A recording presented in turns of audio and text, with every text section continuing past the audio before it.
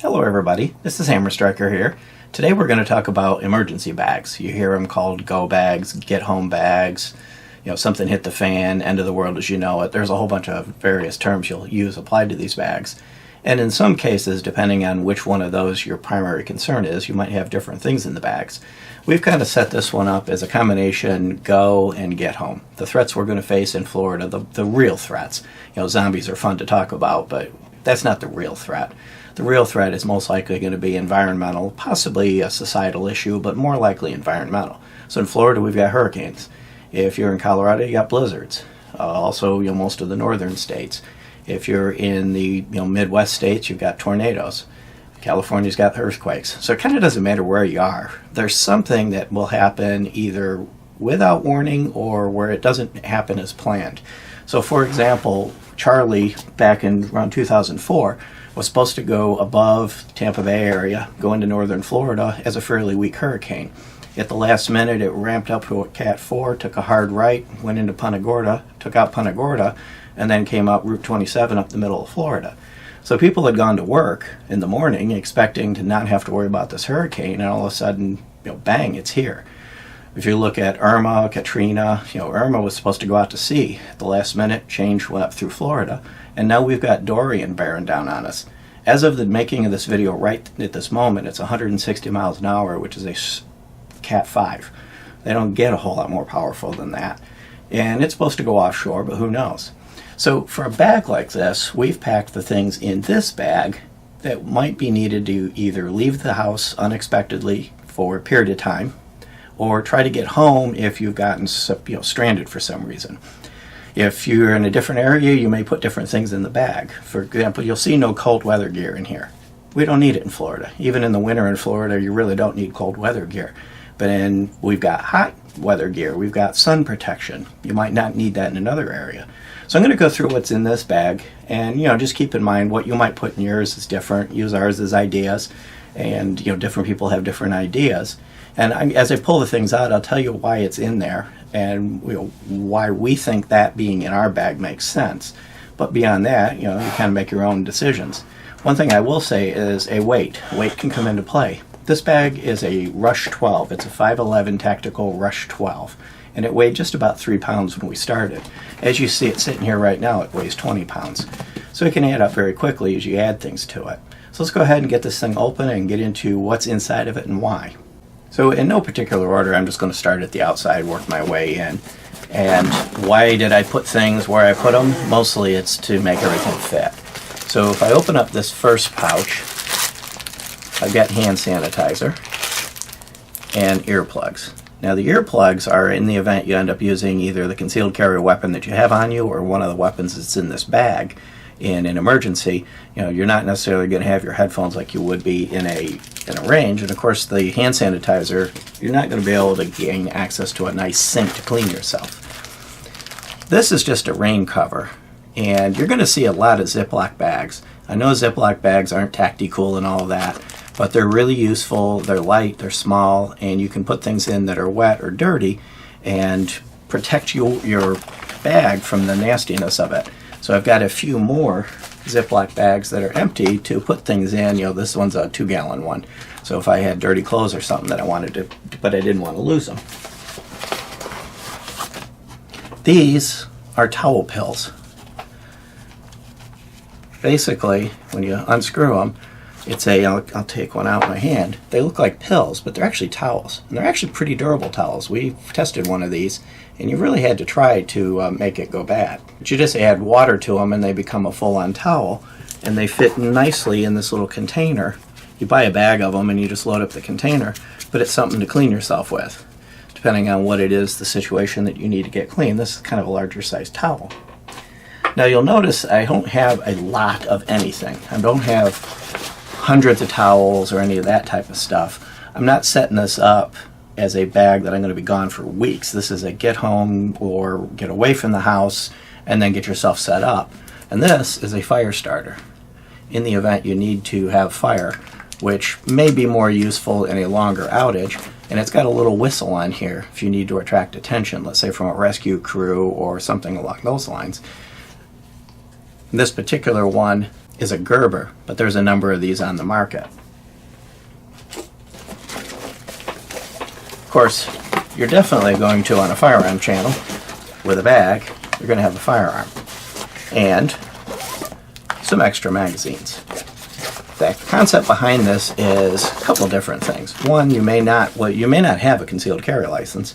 So in many states, in Florida, you can definitely have a loaded weapon in your car. Many states allow for that, but you can't necessarily have it on your person in a loaded state. But you also may not have access to your concealed carry. You may have had to leave it someplace or some other reason why you can't gain access to it. Or let's say you're with somebody who you trust, a friend of yours or that you trust. Now they can potentially have a weapon. It also acts as a backup weapon. Now what we've done is loaded the magazines.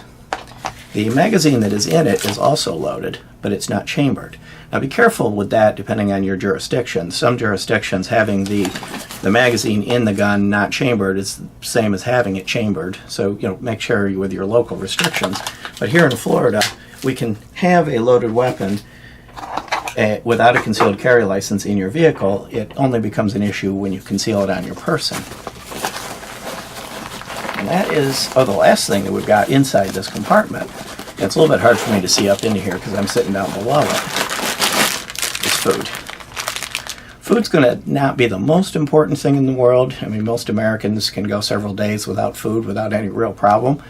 But most people, if you're not in really good shape, you may not be in a position to use the stored energy. You may need to keep moving. You may need food. Peanuts are good if you're not allergic to them. These peanut bars have got sugar, which of course is carbohydrates, instant fuel, and they've got protein. So peanuts are really good for that type of thing unless you're allergic to them. Of course, if you're allergic to them, you're going to want to pick something different than peanuts.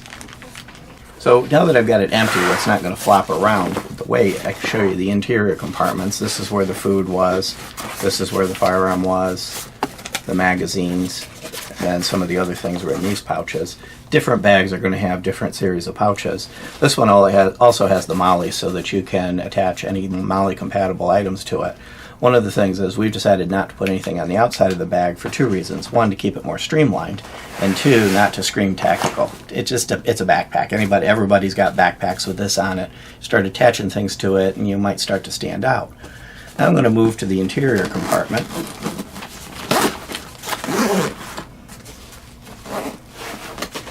Get it unzipped.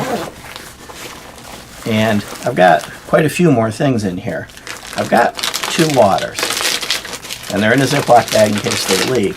Now, as far as brand doesn't matter so much, but I did pick the Aquafina on purpose. Their bottle's a little bit stronger.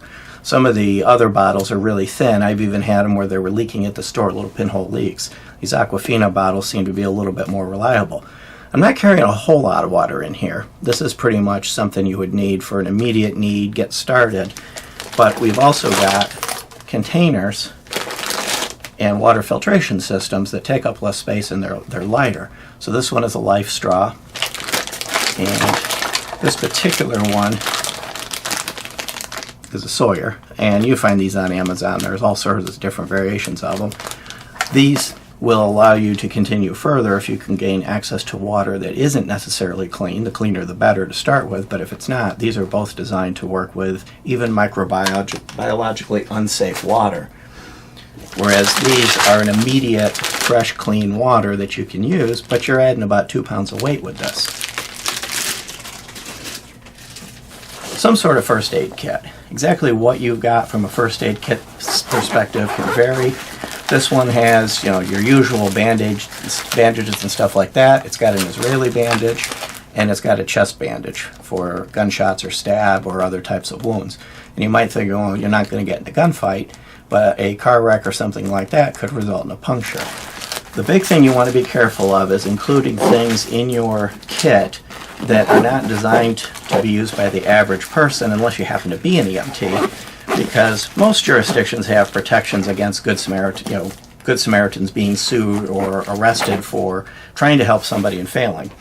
But if you're doing things that are outside the realm of what a normal person would be expected to be able to do, you can start to run into some hassle.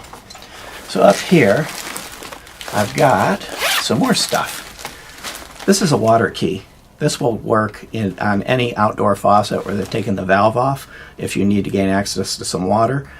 This is fairly lightweight and they're fairly inexpensive, and it's useful to have. Not that you should be out stealing water on a regular basis, but in an emergency situation to fill up your bottle, this will help you out with that. What we've got here is a Leatherman kit, and there's a bunch of variations on these. But this one here is one of their higher end ones with more tools, and it's got knives and saws and all kinds of things. We can do a separate video on this one and all of the different tools that are in it. But it also has the ability, and this is an add-on, to do a driver for driving sockets and stuff like that. And we've included this Olight flashlight. This Olight flashlight uses a AAA battery. We've got a lithium battery in it, and I put this twist tie around it because the way this thing works is you screw it down to turn it on. And what the twist tie will do is prevent it from, as it vibrates and wiggles around, turning itself on and either just killing the battery or producing a bunch of heat in the bag. It does come with a little plastic protector for transit, but you're going to lose that. You're less likely to lose the twist tie, and that fits into the pouch. But you want to have some sort of a flashlight. Now you might think, well, why do I want a battery-powered flashlight? Well, lithium batteries will last 3 to 4 years in storage without degrading, and whereas rechargeable batteries are self-discharge, and the lithium batteries or even just regular AAAs are easy to get your hands on if you needed to. So having some kind of a light source that's readily replenishable is a good idea. Vaseline. This can be used to seal wounds. There's a number of uses for it. Something where you want to make something watertight. Sealing wounds is one of the options. Electrical systems that you're trying to prevent against. It's something that you can burn. It's petroleum based, so you can burn it. So this has multiple possible uses in an emergency. Now I did show you a fire starter kit, but here's also a lighter. And the reason this is in a bag is to keep any fuel that might come out.